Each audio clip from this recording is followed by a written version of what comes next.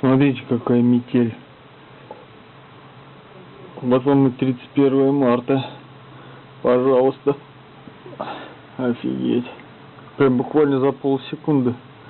Не было снега, и на. Вот это да. Вон моя машина стоит. Жесть.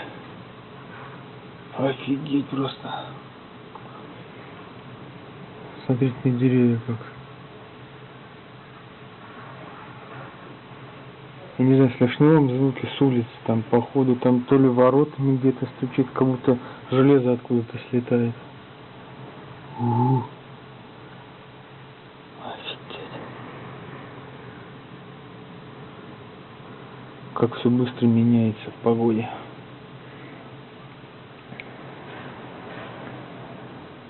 Да.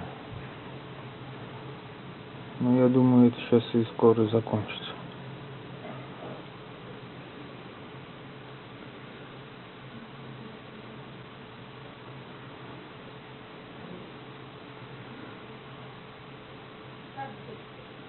Все уже на летней резине, все красиво. В том числе и я. Ну, что сфотографировать? Снимаю на видео. Может, потом покажу кому-нибудь.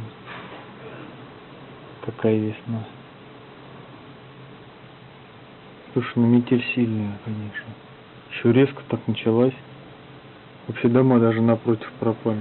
Не видно.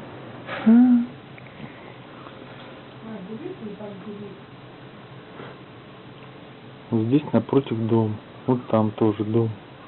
Даже силуэта нету. Офигеть.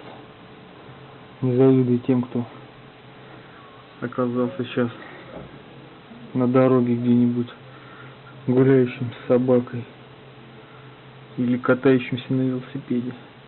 Такие типы были сегодня, я их видел.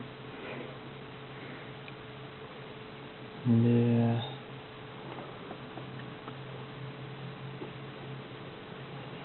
Вот так и я. Утром поехал по сухой погоде на работу, а в обед возвращался уже по сугробам. Еле доехал на своей резине. Даже сам рад не был, что переобулся. Но это, конечно, все оставит, это все ерунда. И все равно неприятно. Вот сейчас понадобится ехать куда-то, и капец. А, вон начинает дом проявляться. Не знаю, видно вам? Вон один, вон второй. Суровая тема.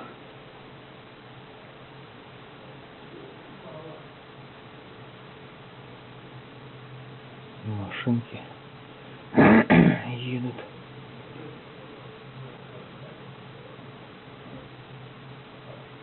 Вот вам и ситуация на дороге. Все меняется за считанные минуты. Народ неподготовленный для езды. Сейчас будет встречаться с впереди едущими. Входить в клинч. Я в такую погоду обычно, если видимость плохая, просто аварийку включаю и еду с аварийкой. Не с дальним там, а с аварийкой постоянно. Чтобы все видели вокруг, независимо от занимаемой полосы. Да. А по градусам сейчас +1. Плюсовая. Ну ладно, всем спасибо за то, что послушали весь мой бред.